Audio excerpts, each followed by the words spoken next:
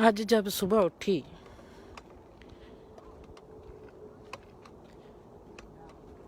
मेरे को किसी की कही हुई बात याद आ गई। किसी ने मेरे को कहा कि मेरे में सब्र बहुत है, मतलब कि उस इंसान में सब्र बहुत है।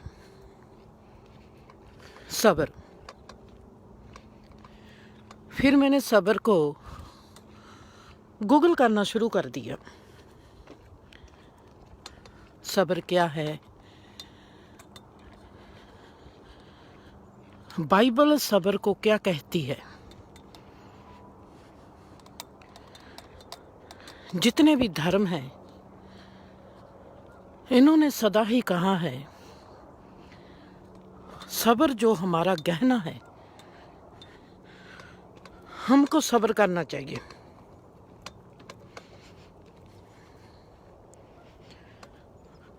सब्र की परिभाषा देखेंगे बाइबल में।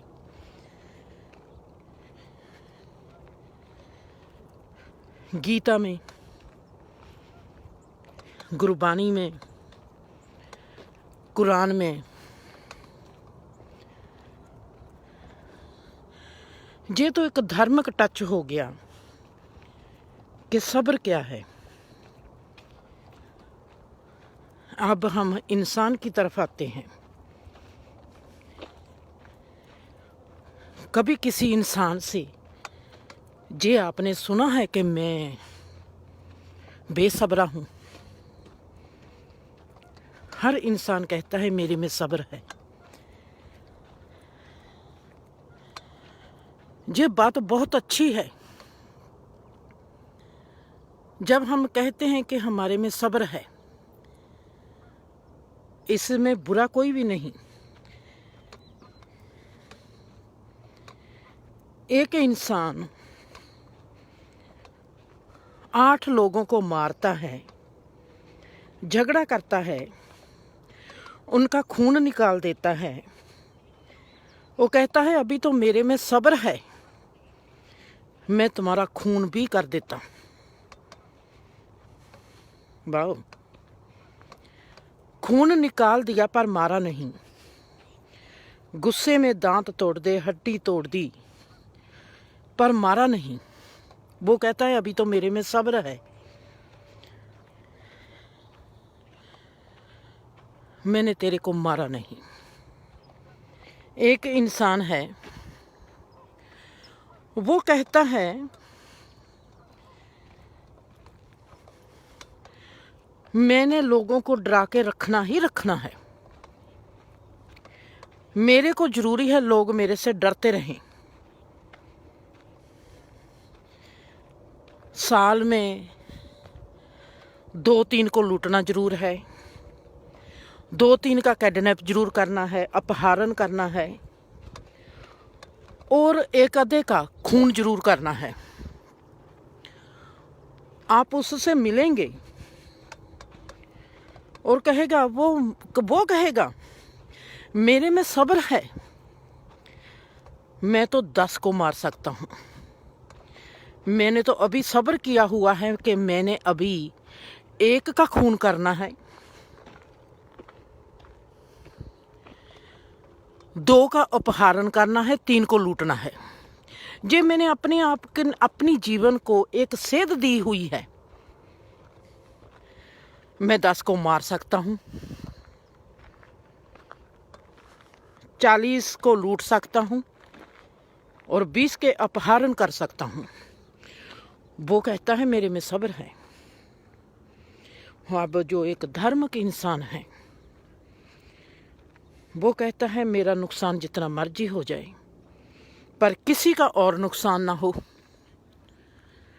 वो कहता है मेरे में सब्र है। आपका क्या ख्याल है? आपने कभी, मैंने आपको ये बता दिया सवाल करने से पहले, मैंने तमाम जीवन को गलत साबित कर देना है।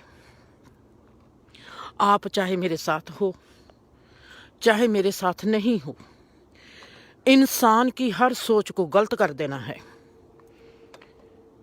ऐसे नहीं मैं कहती कि मैंने अपनी सोच को ठीक करना है। इंसान जब मैं कहती हूं उसके भीतर मैं भी हूं। लोग खंडन करते हैं दूसरे का, लोग खंडन करते हैं धर्म का, लोग खंडन करते हैं दूसरे धर्मों का, लोग खंडन करते हैं हर चीज का। अपने परिवार को सुंदर बनाते हैं, अपने मुल्क को सुंदर कहते हैं, अपने धर्म को सुंदर कहते हैं, हर चीज को सुंदर कहते हैं। जहां पर खुद खड़े होते हैं वो जगह सुंदर है, बाकी तमाम जीवन की सुंदरता का वो खंडन करते हैं। मेरी चाल वो ही है, खंडन करना है। पर इसका मतलब ये नहीं कि मैं सबका खंडन करूंगी पर मैं खुद का खंडन नहीं करूंगी। मैं खुद का भी खंडन करूंगी। जब मैं कहता इंसान ऐसा है, उस इंसान में मैं भी हूं। जब मैं कह दिया समाज ऐसा है, उस समाज में मैं भी हूं। जब मैंने कह दिया कि दुनिया ऐसी है, उस दुनिया में मैं भी हूं। जब मैंने कह दिया कि व्यक्ति का मन ऐसे काम करता है, उस मन की बात कर रही हूं जो मेरे पास भी वो मन है।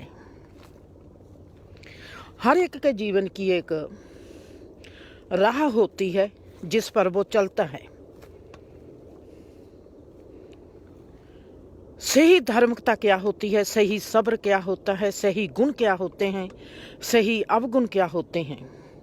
आप सबको एक सवाल करती हूँ, आपने कितनी कहावतें सुनी है? धर्म की तो बात ही छोड़ दो, हम किसी धर्म को पहचान लेंगे कि धर्म क्या है, परमात्मा क्या है, इसकी तो बात ही छोड़ दूं।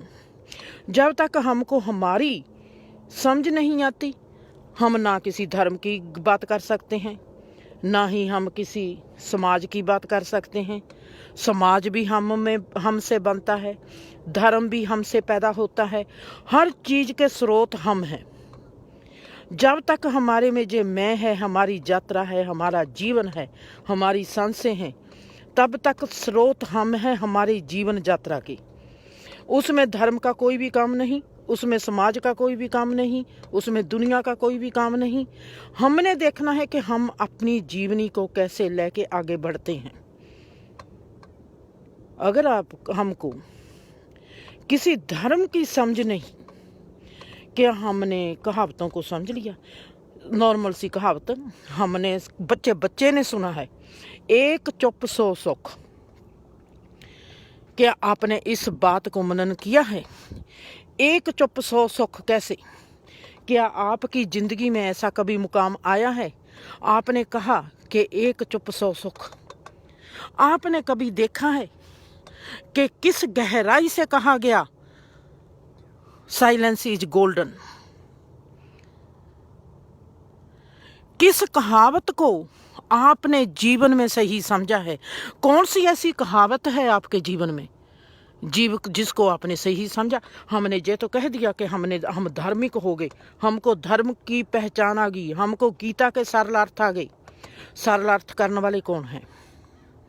क्या उनका मुकाम वही है जहां से कृष्णा ने, जिस एयाम से कृष्णा ने गीता का उच्चारण किया था, क्या वो उसी एयाम से बैठे हैं, उसी एयाम में हैं, जहां अपनी समझ के मुताबिक उस चीज के सरल अर्थ कर रहे हैं जिस समझ से वो दुनिया को देख रहे हैं? हमको तो किसी कहावत का नहीं पता। हम कैसे किसी धर्म की व्याख्या कर सकते हैं? सिख धर्म में संत मस्कीन सिंह का नाम है। कहते हैं जो सबसे अच्छा व्याख्याकार है उसको बहुत इनाम दिए हुए हैं। मैंने उसको ही पूछा था 5 शब्द क्या हैं जो मेरे को गुरबानी सिखाता था। मैंने उससे ही पूछा था 5 शब्द हैं क्या।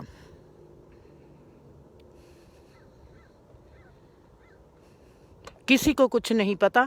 शब्दों के अर्थ करते हैं, ना ही वो धर्म के अर्थ करते हैं, ना ही वो किसी और चीज के अर्थ करते हैं। गीता का किसी ने अर्थ नहीं किया। गीता का सही अर्थ करने के लिए, गीता का सही अर्थ जानने के लिए आपको नहीं लगता आपको कृष्णा की जगह पर खड़ा होना पड़ेगा? कृष्णा जैसे होना पड़ेगा। जब जिसने जो कह दिया हमने वो ही पकड़ लिया। धर्म की बात छोड़ दो, धर्म को कर दो एक तरफ। कर लेते हैं बात अपने रोजाना जीवन की, अपने गुणों की बात कर लेते हैं, अपने मन की बात कर लेते हैं। हम जो खड़े हैं जीवन में, हमारे में क्रोध है, हमारे में प्यार है, हमारे में मोह है, हमारे में काम है, हमारे में लोभ है, जिससे हम भरे हुए हैं, हम उसकी बात कर लेते हैं। क्या बात करनी है धर्म की किसी की? जब धर्म हमारे में आ जाएगा तो धर्म को समझ लेंगे। आज हमारे में मोह है, क्या हमने मोह को समझ लिया? आज हमारे में क्रोध है, क्या हमने क्रोध को समझ लिया? आज हमारे में प्रेम है, किसी एक के लिए होगा प्रेम, अगर सबके लिए नहीं होगा, कोई तो एक दुनिया में ऐसा होगा जिसको हम प्रेम करते होंगे। क्या हमने उस प्रेम को समझ लिया कि मेरे को इस इंसान से या इस जीव से प्यार क्यों है? क्या हमारी वो समझ में आ गया? मैं हैरान हूं। सब्र, सच कहती हूं, एक तरफ तो मेरे को बहुत खुशी होती है जिस नजर से मेरे को ये जहान दिखाई देता है, उसकी समझ मेरे साथ कैसे कलोलना करती है, उसकी समझ मेरे साथ कैसे गुफ्तगू करती है। रुख मेरे को क्या बताते हैं, सूरज मेरे को क्या बताता है, ये क्रिएशन का चप्पा चप्पा मेरे साथ कैसे आज बात करता है, गुफ्तगू करता है। कभी कभी तो बहुत खुशी होती है। अपनी समझ के मुताबिक जब मैं इस धर्म को, इस दुनिया को, इस समाज को, इनकी तो बात फिर छोड़ दो, गूगल को देखती हूँ। आज से अगर हम अपना धार्मिक ग्रंथ भी समझ लेंगे कि सब धार्मिक ग्रंथों को गूगल में रखा गया है, जितना भी कोई व्याख्याकार है उसने व्याख्या जो की है वो गूगल में मिल जाएगी। हमको कोई चीज़ और ढूंढने की जरूरत नहीं, हमको एक गूगल अपने पास रखना पड़ेगा, हमको सब कुछ मिल जाएगा। आपसे झूठ भी नहीं बोल सकती, आपको सच कहूंगी, क्योंकि आपने उसी वक्त गूगल को देख लेना है। गूगल में आप करो सब्र क्या है, सब्र को बाइबल में क्या कहते हैं, जीसस ने सब्र के बारे में क्या कहा, कृष्णा ने हिंदुइज्म में सब्र के बारे में क्या बात है, सिखिज्म में सब्र के बारे में क्या बात है, और कुरान सब्र के बारे में क्या कहता है।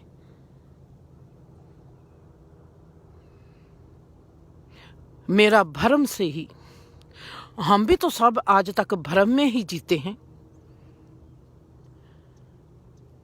जिंदगी को हर इंसान जैसे देखता है वो बहुत ही यूनिक तरीके से देखता है, डिफरेंट तरीके से देखता है। दूसरे का खून निकालने वाला कहता है मैं तो तेरे को मार भी सकता था, मेरे में सब्र है अभी। हम कहते हैं मेरे बापूजी जहां पर खड़े हों वो दूसरे से थप्पड़ खा लेंगे, वो किसी के मार नहीं सकेंगे। और एक इंसान लोगों के दांत भी तोड़ देता है, हड्ड भी तोड़ देता है, वो कहता है अभी भी मेरे में सब्र है, मैं तेरा नहीं तो खून कर देता। जे खून की, जे सब्र की, ये कौन सी परिभाषा है? सब्र किसको कहते हैं? सही सब्र क्या है, जिसको हम आज तक समझ नहीं पाए। मैं सच कहती हूँ, मेरे दिल को खुशी होती है मेरे लिए। मैंने सदा ही एक बात रूपा को कही थी, जब मैंने देखा था कि मेरा जीवन बदल गया। मैंने जीवन में ना अपने माँ बाप को बदलते देखा, ना अपने रिश्तों को बदलते देखा, ना किसी आंड गवांड को बदलते देखा, ना किसी समाज को बदलते देखा। फैशन बदलते देखे हैं, लोगों के रुतबे बदलते देखे हैं, लोगों की ईर्खा बदलती देखी है, लोगों की जो सोच है वहीं की वहीं खड़ी रहती है। अपनी सोच को सही साबित करते हैं, किसी का जीवन बदलते मैंने नहीं देखा। दुख वो होता है जो इंसान का जीवन बदल देता है। अगर हमारा दुख में जीवन नहीं बदला तो वो हमारी सिर्फ तकलीफ थी जो सॉल्व होगी, जहां हम सॉल्व नहीं कर पाए, पर वो दुख नहीं था। दुख जो होता है वो इंसान का जीवन बदल देता है। इसका मतलब है, अगर बापूजी का जीवन नहीं बदला, बापूजी के जीवन में बहुत तकलीफें थी, अगर बीबी का जीवन नहीं बदला, बीबी के जीवन में बहुत तकलीफें थी, जितना मर्जी वो गुरु घर जाती थी, जितना मर्जी बापूजी और बीबी ने गुरु बनाए हुए थे, अगर हमारा जीवन नहीं बदलता, अगर हम फूलों की पार्क की तरफ जाने लगेंगे, खुशबू ना आई, इसका मतलब है कि हमारी राह गलत है। हम खुद देखते हैं, सुमसान की ओर जाते हैं हमारे में चुप आने लगती है, फूलों की ओर जाते हैं तो हमारे में खुशबू आने लगती है, पानी की ओर जाने लगते हैं तो हमारे में शीतलता आती है, गंदगी की ओर जाने लगते हैं तो हमारे को बदबू आनी शुरू हो जाती है। क्या हमारे रास्ते बदलेंगे तो हमारे को जे खुशबू, हमारी सोच, हमारी भावना नहीं बदलेगी, हमारा जीवन सुखी होने नहीं लगेगा। अगर हम सुख की राह पर चलेंगे, अगर हम धर्म की राह पर चलेंगे, क्या हमारे में धर्म नहीं आने लगेगा?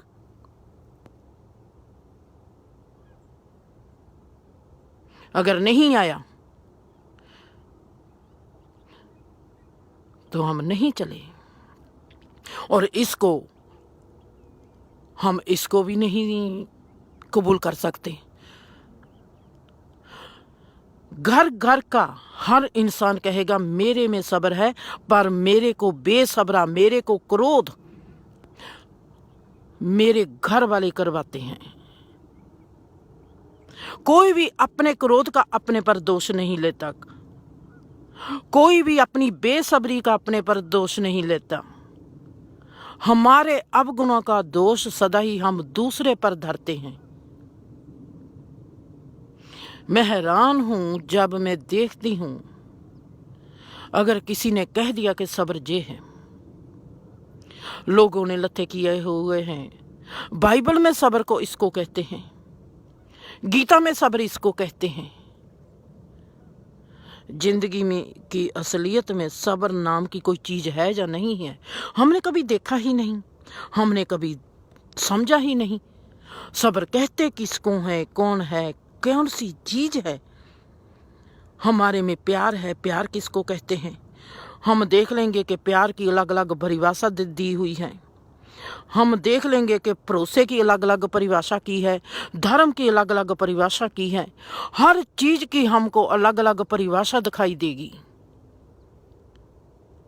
पर सही मायने में हमने कब अपने भीतर जाकर सही मायने में देखा है सब्र क्या है? गुरु अर्जन देव जी को तवी पर बैठाया गया,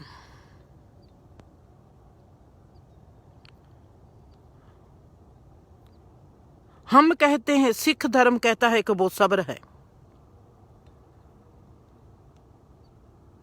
आपको पता है सब्र क्या होता है?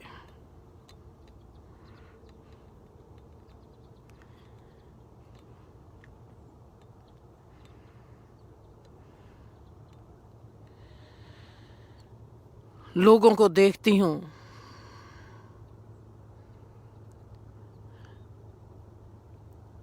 किसी को तत्ती तवी पर बैठाया गया। हमने कहा कि उनमें इतना सब्र था कि वो तत्ती तवी पर बैठ गए, उनको इतने तसीहे दे गए, उन्होंने तसीहों को झेला। जो दुखों को झेलता है उसमें सब्र है।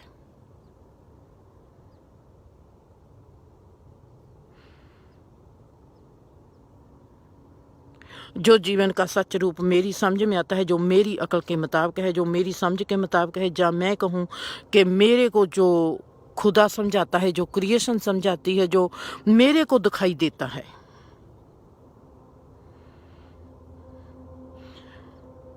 सब्र क्या है? सब्र, जीवन में अगर खुदा एक है, हम सब एक हैं, धर्म एक है, जिंदगी एक है, संसार एक है, ब्रह्मांड एक है, मतलब कि इनके कितने भी रूप क्यों ना हो, अगर बनाने वाला एक है, वो अपने गुणों को प्रकट करता है हम सब के जरिए। हम सब उसके गुणों का प्रतीक हैं।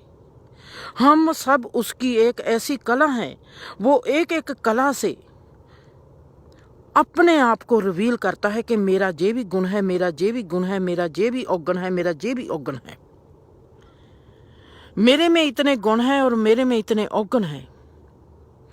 मतलब कि हम सब एक के ही हैं, एक के ही गुण हैं, एक के ही औगण हैं। इसका मतलब ये हुआ कि औगण भी एक है, जिसका विश्लेषण हम अलग अलग तरीके से करते हैं।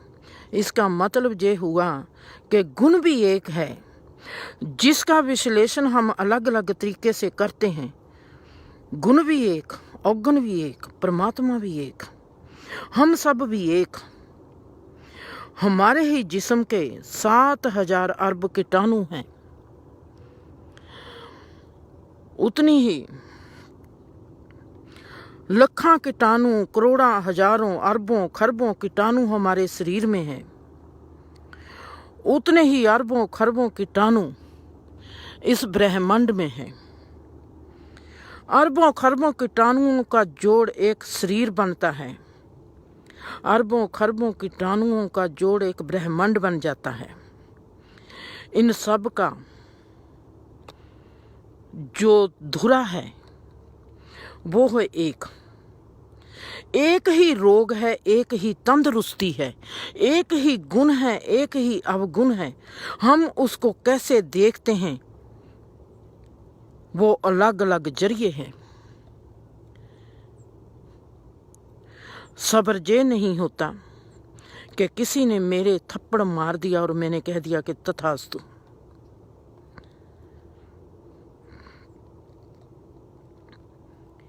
मेरी जिंदगी इसको सब्र नहीं मानती। आप में से भी बहुत होंगे। जीसस ने कह दिया, महात्मा गांधी ने नहीं, जीसस ने कह दिया, आपके कोई एक थप्पड़ लगाता है तो दूसरी गाल भी आगे कर देना। दूसरी तरफ किसी ने कह दिया जियो और जीने दो, आप भी जियो और हमें भी जीने दो। कोई हमको थप्पड़ लगाता है, क्या आप सोच सकते हो कि जब मैंने दूसरी गाल उसके आगे कर दी, हम जीसस की बात लेते हैं, उसने कहा कि एक थप्पड़ कोई लगाता है तो दूसरा उसकी गाल, अपनी गाल आगे कर दो। किसी ने पूछा, अगर फिर उसने मार दिया, कहता है फिर दूसरी गाल कर दो, फिर दूसरी साइड उसके आगे कर दो। कभी तो बेशर्म होगा, कभी तो उसके दिमाग में आएगी, बेअक्ली आएगी। और कई लोग ऐसे हैं जो कहते हैं कि एक ने किसी ने मारा तो हमने उसको उसी वक्त मारना है। हम कहेंगे कि जो पहला है वो सब्र वाला है, जो दूसरा है वो बेसब्रा है। बापूजी को कोई मारता है, बापूजी किसी के मार नहीं सकते, बापूजी सब्र वाले हो गए। बीबी कहती है मेरे तू मार के दिखा, बीबी बेसब्री होगी। हम इस सब्र का मार मरैये से या किसी से कैसे करेंगे? जिंदगी का एक कर्म है जिसको हमने सदा ही याद रखना है, अपने विचारों से, अपने कर्मों से और अपने आप से। किसी भी एक्शन में, किसी भी दिन रात हो या कोई भी दिन दिहाड़ा हो, ना ही कभी किसी का बुरा करना, ना ही खुद का बुरा होने देना। इसका मतलब ये नहीं कि अगर बापूजी की कोई मारता है तो बापूजी कहते हैं कोई बात नहीं। इसमें बापूजी का सब्र है। बापूजी के मारा, बापूजी ने अपनी आत्मरक्षा की। बापूजी में भी वही जान है जो दूसरे में जान है। हम कैसे जूझ करेंगे गुण को? हमको जब तक हमारे जीवन में बैलेंस नहीं आता, हमारे गुण भी हमारे अवगुण हैं। कितना भी कोई इंसान कहे कि मेरे में सब्र है, मेरे को कोई जो मर्जी कह ले, मैं कर सकता हूं, मैं दे सकता हूं, मैं सब्र वाला हूं। कोई भी इंसान सब्र वाला नहीं जब तक उसकी जिंदगी में उसका बैलेंस नहीं होता। सब्र वाले सिर्फ ऋषि मुनि हैं। और कोई भी इंसान जो भी इस संसार में है, कोई भी सब्र वाला नहीं हो नहीं सकता जब तक हमारी जिंदगी में बैलेंस नहीं होता। दिन और रात का हम संध्या वेला नहीं बन जाते। ना हमारे में सूरज की तपस हो, ना ही हमारे में पानी की शीतलता हो, ना ही हमारे में सर्दी की ठार हो। सही चलना, सही धागे पर चलना, रस्सी पर चलना जिसको आ गया, बैलेंस करके जिसको रस्सी पर चलना आ गया, वो है मदारी। वो चाहे जीवन का मदारी है, चाहे वो किसी खेल का मदारी है, उससे पहले हम कोई भी सब्र वाले नहीं। सब्र क्या होता है? हम किसी का भी नुकसान ना करें, किसी भी लहजे में, किसी भी वक्त में। ना वक्त का नुकसान, ना पैसे का नुकसान, ना दिल का नुकसान, ना सोच का नुकसान, ना भावनाओं का नुकसान, ना उसके कर्म का नुकसान। किसी भी लहजे तो, किसी भी जिंदगी के हिस्से से, किसी भी तरह का कोई भी जब हमसे किसी का नुकसान नहीं होता तो हम अपने आप में देखेंगे कि हम कितने धीरजवान हैं। हमने किसी का वक्त खराब भी नहीं करना। बहुत ही ज्यादा गहरे में आपको कह रही हूं ये बात।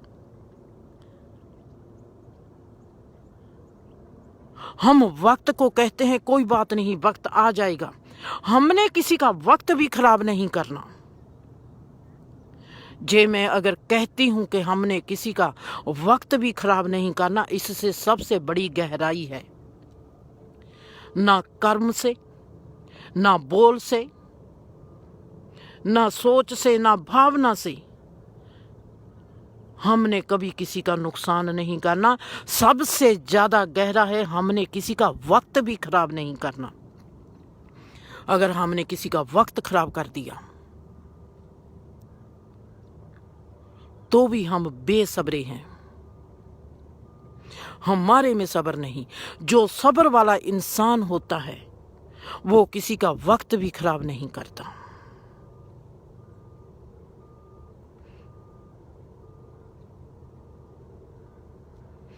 एग्जाम्पल दे सकती हूं। मैंने आप सबके साथ कोई बिजनेस करना है। मैंने आप सबको कहा कि हमारा जो बिजनेस है, हम आगे बढ़ेंगे सब मिलकर। चलो हम जो बिजनेस करते हैं, और मेरे को कहीं ना कहीं से पता लगा कि मेरा जो बिजनेस जो मैं सोचती थी, मैंने आप सबको कहा कि 1 साल में हमारा बिजनेस खड़ा हो जाएगा, पर मेरे को लगा कि ये 2 साल में खड़ा होगा। क्योंकि मैंने आप सबसे कहा है 1 साल में खड़ा हो जाएगा, पर बीत गए 2 साल, बीतनगे। क्या मैंने आपको इतला दी? मैंने आपको पास आई और आपको कहा कि जे पड़ा है पैसा और जे बिजनेस खड़ा करने के लिए मेरे को 1 साल नहीं लगेगा, ज़्यादा वक्त लगेगा। मैं नहीं चाहती कि आपका 1 साल खराब हो। आपने जे पैसा अपना उठाओ और आप जहाँ कहीं भी लगाना चाहते हो लगाओ। मेरे में इतनी हिम्मत नहीं कि मैं आप सबका 1 साल खराब कर दूं। अगर आपने मेरे को कह दिया कि कोई बात नहीं, हमने पैसा लगाना है 1 साल नहीं तो 2 साल लग जाएंगे। मैंने जहाँ पर आपको अब करना है कि आज मैंने 1 साल कहा था, अब मेरे को पता लगा कि 2 साल लगेंगे, शायद 5 साल लग जाएं।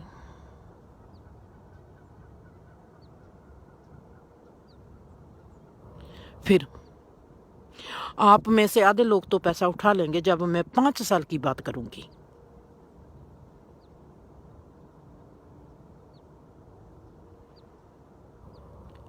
ऐसी बातों में मैं बहुत ज्यादा खराब हूं। इंसान को मौका बहुत देती हूं, मौका देती हूं कि मेरा जीवन बहुत गहरे से पूर्ण रूप में निखर जाए। मैंने कभी लालच नहीं किया। इसका मतलब ये भी नहीं कि मैंने अपना नुकसान किया है। मेरी जरूरत ही उतनी रखी है मैंने कि मेरा नुकसान ना हो। अगर मैं जहां पर एक बिजनेसमैन की तरह सोचूं, जैसे आज फैक्ट्री वाले सोचते हैं, इंडिया में जो काम करते हैं, उन्होंने काम किया होता है 3,000 का और देते हैं उनको 2,000, 1,000 उनका अपने पास रख लेते हैं ताकि जे 1,000 लेने के लिए हमारे पास टिका रहेगा। शोषण करते हैं, उन दूसरे की आजादी खो लेते हैं, दूसरे से ये भी छीन लेते हैं कि अगर वो हमारे को छोड़ना चाहे, अगर मैं चाहूं कि मेरे को मोनिका छोड़ना दे कल को, मैं उसका शोषण करना शुरू कर दूं। और जाते हैं हम गुरुद्वारे, मंदिर, मस्जिदों में शोषण करते हैं आम इंसान की गरीबी का, कमजोरी का, मजबूरी का। 3,000 का काम करवाते हैं और 2,000 उसके हाथ में रख देते हैं ताकि 1,000 लेने के लिए हमारे पास टिका रहेगा। क्या हम किसी को ऐसी भी आजादी नहीं दे सकते कि वो अपनी आजादी से हमारे साथ टिका रहे?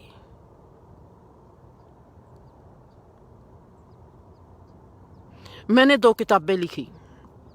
जब पहली किताबें बहुत अच्छी थी, मैं आपको आज भी कहती हूं कि किताबें बहुत ज्यादा अच्छी है,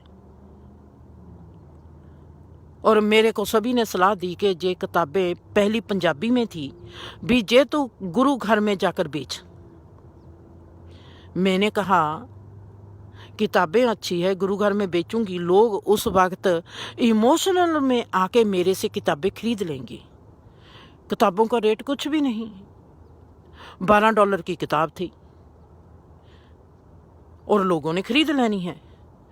मेरे दिल में आया कि अगर जहाँ पर वो आके खरीद लेंगे किताब, अगर उनके घर में जाकर उनमें ये ही आ गया कि हमने एम ही खरीद ली किताब, कोई शराब पीने वाला हो, किसी को कपड़े का चाह हो, घर में जाकर उसने गुरु घर में मेरे से किताब खरीद ली अपनी दोस्त की वजह से, और घर में जाकर उसके दिल में ये ही आ गया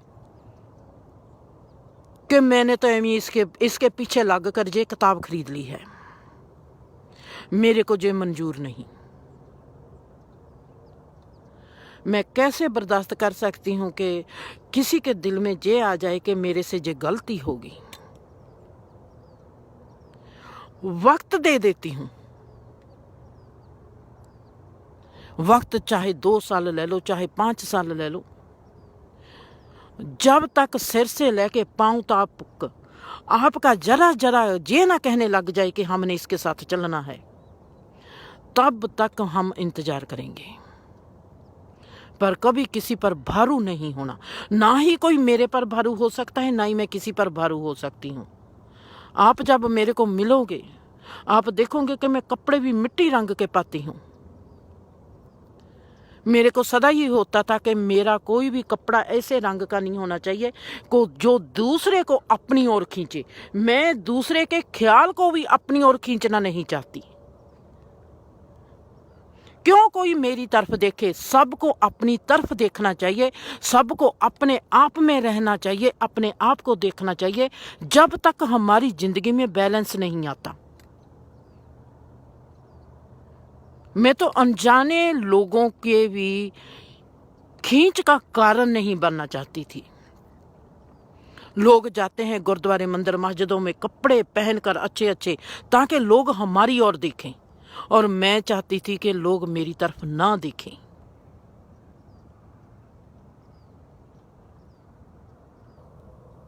जीवन को जीने का तरीका, जीवन को देखने का तरीका, जीवन को जीने की विलक्षणता बिल्कुल ही अलग किस्म की। जब आप अपनी यूनिकनेस को, आप अपनी विलक्षणता को पहचानोगे, आप भी हैरान रह जाओगे कि आप इतने सुंदर कैसे हो सकते हो। आपको पता नहीं, हम सब के भीतर एक एक ऐसी सुंदरता छुपी हुई है जिसको सिर्फ हम ही खोलेंगे और कोई दूसरा नहीं खोलेगा। उस सुंदरता को देखने वाले सिर्फ आप होगे और कोई भी नहीं देख सकेगा। सबसे पहले देखने वाले आप होंगे। जैसे आज जो मेरे को सुंदरता दिखाई देती है, इसको देखने वाली भी सबसे पहले मैं ही हूं। और परमात्मा मेरे साथ कलोलना करता है। ऐसे नहीं कि परमात्मा कलोलना मतलब है मेरे से प्यार की गुफ्तगू करता है। ऐसे नहीं कि परमात्मा ही मेरे से प्यार की गुफ्तगू करता है, पूरी कायनात करती है। अगर मैं लिखने लगूंगी, हर रोज का एक किताब लिख सकती हूं।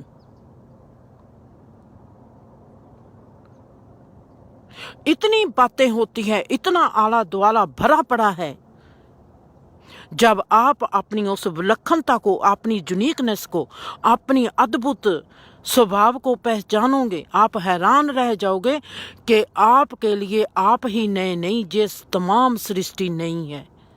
आप हैरान रह जाओगे कि आप कहोगे कि ऐसी बातें पहले किसी ने क्यों नहीं की। आज तक जिसने भी पुरानी ही बातें की है, वो ही बातें दोहराई है।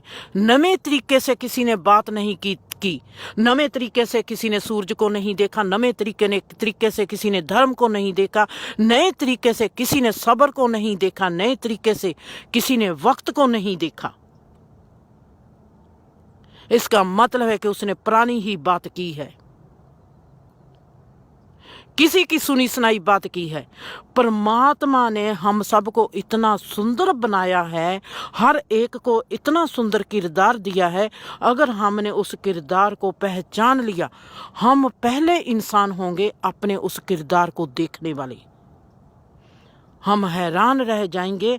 हम ऋषि मुनि पीर पैगंबर कोई भी हो, हम उस पर क्वेश्चन करेंगे, परमात्मा पर क्वेश्चन करेंगे, कायनात पर क्वेश्चन करेंगे कि ये बात पहले कहाँ थी। अगर मैंने आज तक देखा किसी ने हरे रंग से बात की, किसी ने पीले रंग से बात की, किसी ने गुलाबी रंग से बात की, किसी ने सफेद रंग से बात की, किसी ने काले रंग से बात की, अरे भैया आज तक किसी ने ब्लू रंग से बात क्यों नहीं की? अगर मेरे को ये कायनात नीले रंग की दिखाई देगी, नीले रंग की अपनी विलक्षणता है, पीले रंग की अपनी विलक्षणता है, सफेद रंग की अपनी विलक्षणता है। हर इंसान में इतनी ज्यादा खूबी है।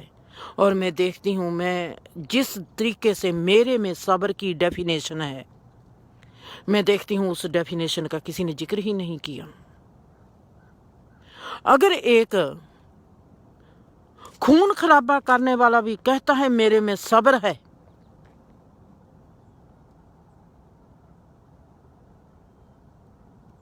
अभी तो मेरे में सब्र है। एक बापूजी जैसा इंसान भी कहता है मेरे थप्पड़ मार ले मल्ला, तेरे हाथ पर तो पीड़ नहीं हुई। मेरे बापूजी को कोई मारता है और जो मारने वाला है उससे ही पूछता है तेरा हाथ तो सही है, तेरे हाथ को तो तकलीफ नहीं हुई। वो कहता है इसके हाथ को मेरे को मारना पड़ा, इसके हाथ को कोई जख्म तो नहीं हुआ। मैं सोचती थी मैं इस बाप को कैसे निचोड़ दूं नींबू की तरह, और मेरे को दिखाई दे के इसमें इतना, ये जो सब्र है बापूजी का, ये इसमें कैसे आ गया, और इसमें इतना सब्र कैसे है जो अपने हाथों पर 100 कांटा लगा के बैठा है और कहता है कि जिंदर का वक्त खराब हो जाएगा, मैंने इसका वक्त नहीं खराब करना, जब उसके पास वक्त होगा तो आके मेरे हाथों से कांटे निकाल देगी। आप सोचते हो पीर पैगंबर ऋषि मुनि आज जीवन में है नहीं? वो पहले थे, आपके घर में ही बैठे होंगे, आपके पास ही बैठे होंगे, आपने उसको कभी गौर से देखा ही नहीं। आपका मियां होगा, आपकी बीवी होगी, आपका कोई बच्चा होगा, आपकी मां होगी, आपका भाई होगा, आपका पड़ोसी होगा। हम ढूंढते हैं मंदिर मस्जिदों में जो पुराने गुजर चुके हैं, उनमें से आपके साथ आज भी रहते होंगे ऐसे ही सब्र वाले, ऐसे ही संतोख वाले, ऐसे ही एहसासों वाले, जिनमें से हम सीखेंगे धर्म क्या है।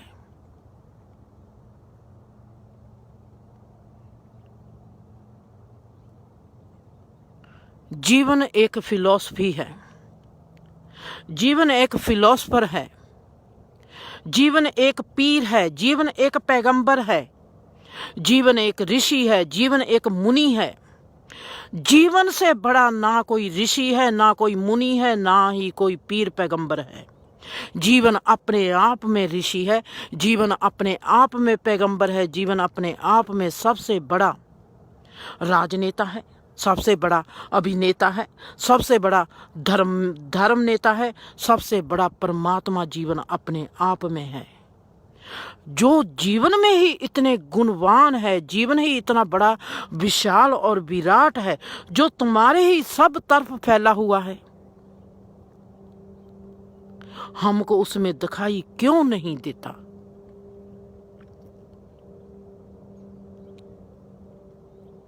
बापूजी का सब्र आपको बहुत गहराई से दिखाई देगा जब मेरे पर क्या बीती होगी। जो बापूजी को बेटा है देवी, उसने बापूजी का हाथ, अंगूठे को अपने दांतों से काटना शुरू कर दिया। बापूजी करते हैं मेरा छोड़ दे, मेरा छोड़ दे। वो सोचता है, 3 साल का था, वो सोचता है बापूजी मेरे साथ खेल रहे हैं। मैंने देखा बापूजी का अंगूठा नीला हो गया, नीले रंग का हो गया, और बापूजी उसको कहते हैं छोड़ दे छोड़ दे छोड़ दे, और वो कहता है मेरे साथ खेल रहे हैं, और वो उससे ज्यादा बापूजी का अंगूठा दांतों से काट रहा है। मैंने जब देखा बापूजी का अंगूठा नीला हुआ है बहुत ज्यादा, मैंने देवी के आके एक चांटा लगा दिया। बापूजी ने अपना अंगूठा नहीं देखा, देवी की ओर भागते जाते हैं, तूने इसको क्यों मारा, और इसके चाट तो नहीं, इसके पीड़ तो नहीं हुई, इसके दर्द तो नहीं हुआ। अपने अंगूठे को भूल जाते हैं। मैं बापूजी वहां पर बैठ जाती हूँ और बापूजी का चेहरा देखती हूँ। बापूजी कहते हैं मेरे को क्या देखती हैं? मैं क्या, मैं देखती हूँ तेरे को कहाँ से निचोड़ू। कहते ये क्या बात हुई मल्ला? मैंने कहा मैंने तेरे को निचोड़ के रखना है, मैंने तेरा देखना है कि तेरे में सब्र, तेरे में संतोख, जे मैं शुरू से ही देखती आ रही हूं जे कैसा है। कोई तेरे को कुछ भी बोलता है, तेरे में इतना सब्र कैसे है? मैंने बापूजी का निरीक्षण करना शुरू कर दिया। बापूजी को अपना सब्जेक्ट मान लिया कि मैंने आज इसका सब्र देखना है। मेरे को कहीं ना कहीं सब्र में बापूजी की कमजोरी दिखाई देनी शुरू हो गई और मैं देखती थी कि बापूजी कहीं ना कहीं कमजोर हैं। उनकी कमजोरी है कि वो मार खा सकते हैं, मार नहीं सकते। और मेरे जहन में एक सवाल आ गया, अगर बापूजी मार सकते हैं, मार नहीं सकते, मार खा सकते हैं, भी हम तो ना मार सकते हैं ना ही मार खा सकते हैं। मैं किसी को मारती नहीं, मेरे को कोई मारे 2 बार रोकूंगी, तीसरी बार मैं भी ठोक दूंगी। मैंने कहा बापूजी, आप सोचते हो दूसरे में परमात्मा है और आप सोचते हो तुम्हारे में परमात्मा नहीं है, तुम्हारे को दर्द नहीं होता। बापूजी कहते होता है। मैं कहा फिर तुम अपने आप को क्यों दर्द देते हो? अगर एक चांटा लगाने से देवी ने आपका गूठा छोड़ देना था, वो ही काम मेरे को करना पड़ा। मतलब कि आप तो सोचते होगे कि आपने खुदा के आगे बहुत बड़ी पदवी पाली है कि इसने मारा नहीं, और वो ही काम जो आपको करना चाहिए था वो काम मेरे को करना पड़ा। तुम्हारी बदौलत मेरे को ये काम करना पड़ा, और जो मैंने काम किया है मैंने तुम्हारे लिए, उसका फल तेरे को ही मिलूगा बापू, मेरे को नहीं मिलूगा। मैंने तेरे को छुड़वाया है। जो काम तेरे को करना चाहिए था वो काम तुमने मेरे से करवाया। अगर ये गलत है बापूजी, ये गलत काम तुमने मेरे से करवाया जो तुमको करना चाहिए था। इसका मतलब है तुमने अपने आप को फालतू मान लिया कि तेरे को कोई भी कुछ कह जाए। दूसरे बहुत मूल्यवान हो गए, दूसरों का मूल्य ज्यादा है, तुम्हारा अपना मूल्य कोई भी नहीं।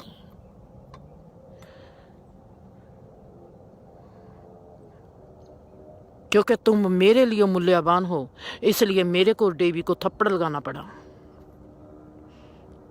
तुमने मेरे से गलत काम करवाया। फिर जो काम तुम्हारे लिए गलत है वो काम तुम्हारे लिए मैंने किया। कहते हैं क्या हो जाता, गूठा चला जाता। मैं क्या दर्द हुआ? कहते हो वो तो होना ही था। गूठा क्यों चला जाता? एक बच्चे को पता भी नहीं, 3 साल का बच्चा है, उसको पता भी नहीं, पर मैंने उसको कितनी जोर से मारा थप्पड़।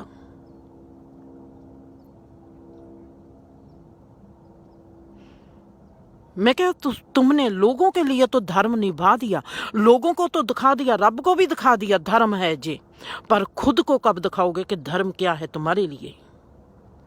लोगों के आगे सब बन गए। आके भूआ ने कह दिया मेरा मेरवीर बड़ा सुंदर है।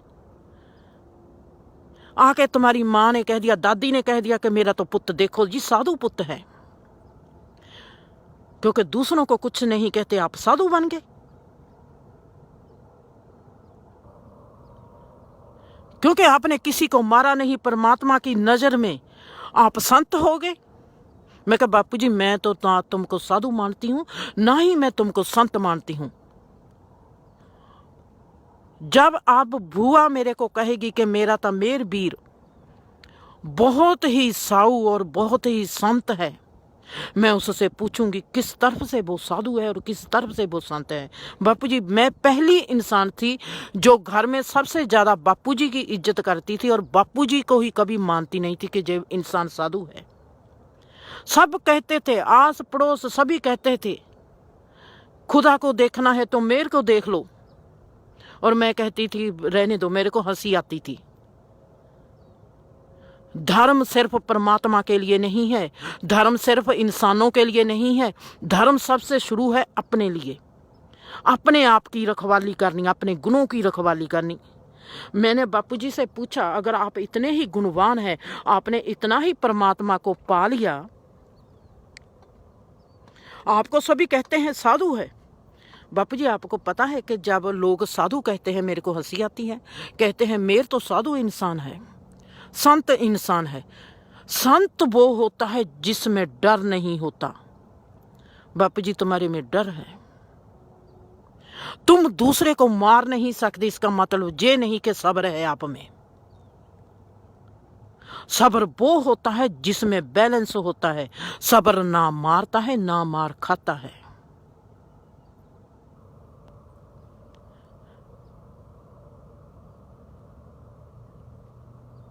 सब कहते हैं तुम्हारे में सब्र है, मैं कहती हूं तुम किसी के मार नहीं सकते, किसी को दुख नहीं दे सकते।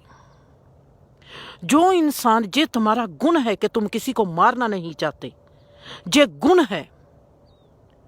तुम किसी का शोषण नहीं करना चाहते, ये गुण है। तुम अपने जैसा सबको मानते हो, ये गुण है। पर आप अपने ही आप की कदर नहीं करते, तुम अपने आप को ही अपना नहीं मानते। दूसरों को अपने जैसा मानते हो, पर क्या खुद को भी अपने जैसा मानते हो कि नहीं मानते?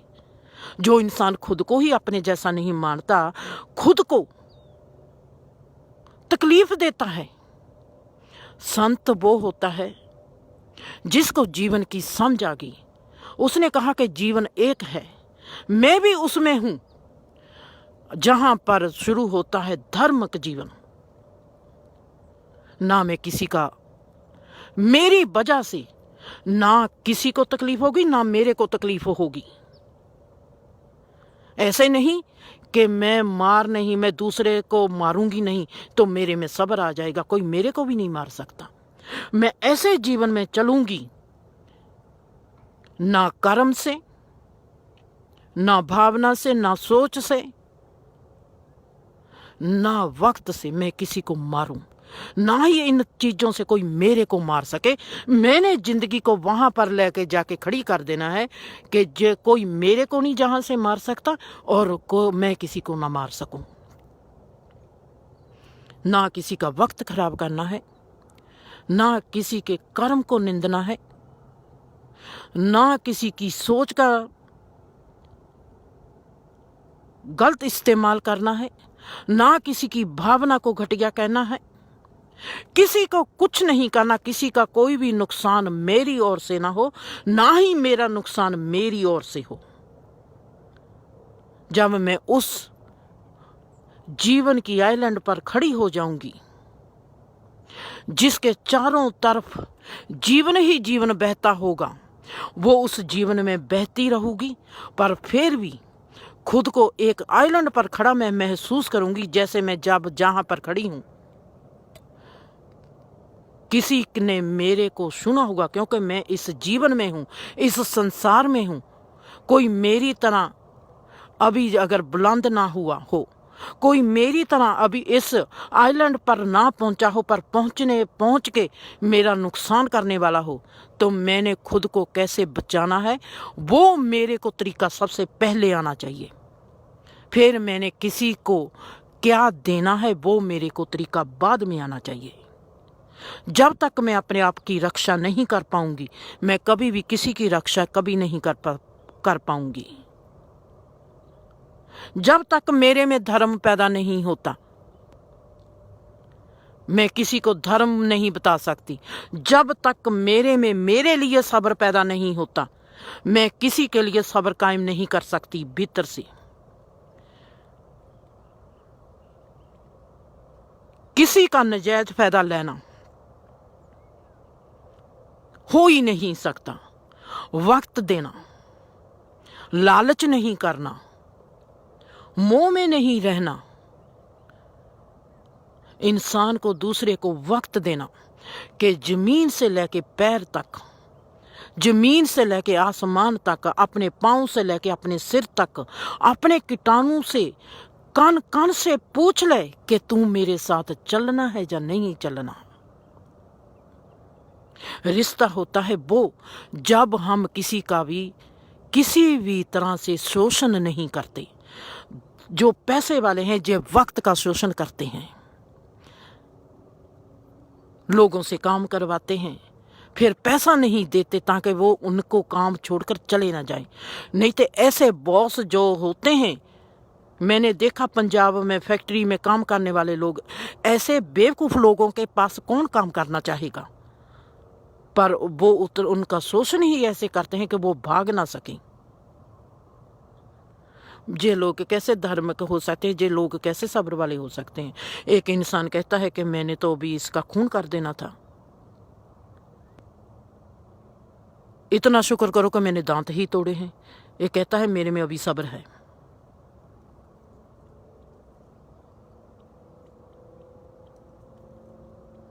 क्या आप इसको सब्र कहेंगे? वो तो सही कह रहा है।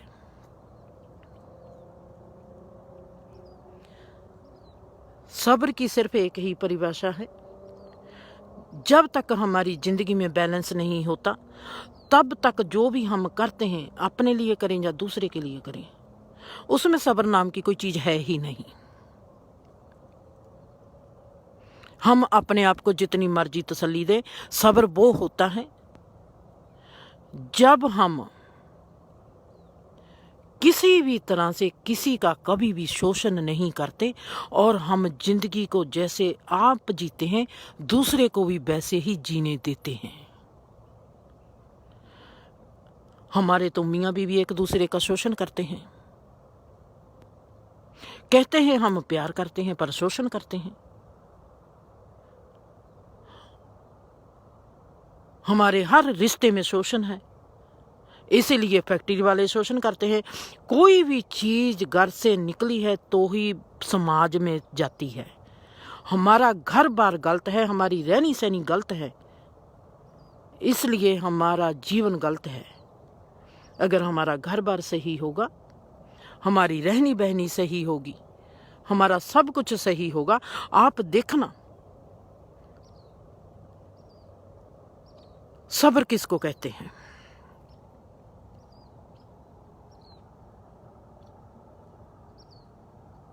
अपने आप को कभी भी दुनिया से अलग ना करना, अपने आप को कभी समाज से अलग ना करना। जब कहते हैं दुनिया तो ऐसी है, अपने आप को भी देखना कि आप भी दुनिया के हैं, आप भी वैसे ही हैं। आप भी दूसरा जब कहेगा दुनिया ऐसी है, आप भी उसमें आते हैं। जब हम कहते हैं समाज ऐसा है, हम ही समाज है, हम ही संसार है, हम ही सब कुछ हैं। हम कहते हैं किसी का थप्पड़ नहीं लगा सकते, इसका मतलब ये नहीं कि आप सब्र वाले हैं। कोई आपके थप्पड़ लगा गया तो भी आप सब्र वाले नहीं हैं।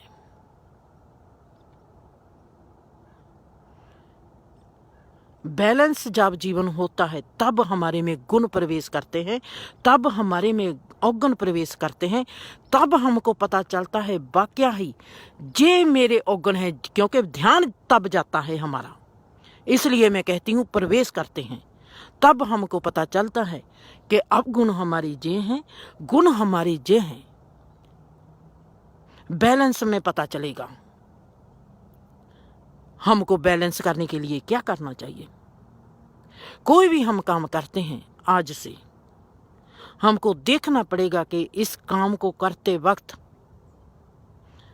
जब हम होश से करते हैं काम, अपने आप होश जो है इतनी बड़ी सुंदर दवा है और दुआ है। इस होश ने ही आपको अपने अवगुणों के प्रति जागरूक करते जाना है, गुणों के प्रति जागृत करते जाना है। आप कभी भी गलत काम करोगे ही नहीं। होश ही एक चीज ऐसी है जो हमको कभी गलत काम नहीं करने देगी। पहले हमारे को अवगुणों से दूर करेगी, हमारी कमी को दूर करेगी हमारे से, फिर हमको दिखाएगी कि जे हमारे गुण क्या है, फिर हमको दिखाएगी कि हम गुणों का कैसे गलत इस्तेमाल करते हैं और हम जिसको गुण समझते हैं वो हमारे अवगुण बने हुए हैं। फिर हमारे को हमारा होश शिक्षा देता है कि जो हमारे गुण हैं ये कैसे हमारे अवगुण बने हुए हैं। पहले तो अवगुण बने हुए हैं जो हमको दिखाई देते हैं, उसकी परसेंटेज होती है 80 से ज़्यादा। जिसकी परसेंटेज 20 होगी या 30 होगी वो हमको दिखाई नहीं देते, उनको हम समझते हैं गुण। जब ये गुण हमारे आगे आएंगे फिर उस वक्त हम जानेंगे कि ये भी हमारे अवगुण हैं। हम फिर गुणों से भी छुटकारा पाना चाहेंगे। जब हमारे गुण और अवगुण हमारे से विलीन हो जाते हैं तो हमारे में ज़िंदगी में एक बैलेंस आता है, जहाँ पर हम देखेंगे कि गुण भी हमारे आगे खड़े हैं, अवगुण भी हमारे आगे खड़े हैं। हमारे में क्रोध भी है, उसको भी देखेंगे, हमारे में प्यार है, उसको भी देखेंगे। इन दोनों को कहाँ, किस इंसान पर, किस वक्त इस्तेमाल करना है। होश हमारा वो तीर है जो सही निशाना लगाएगा और हम जिंदगी में जीत जाएंगे। खुश रहो, आबाद रहो, हंसते रहो, बसते रहो।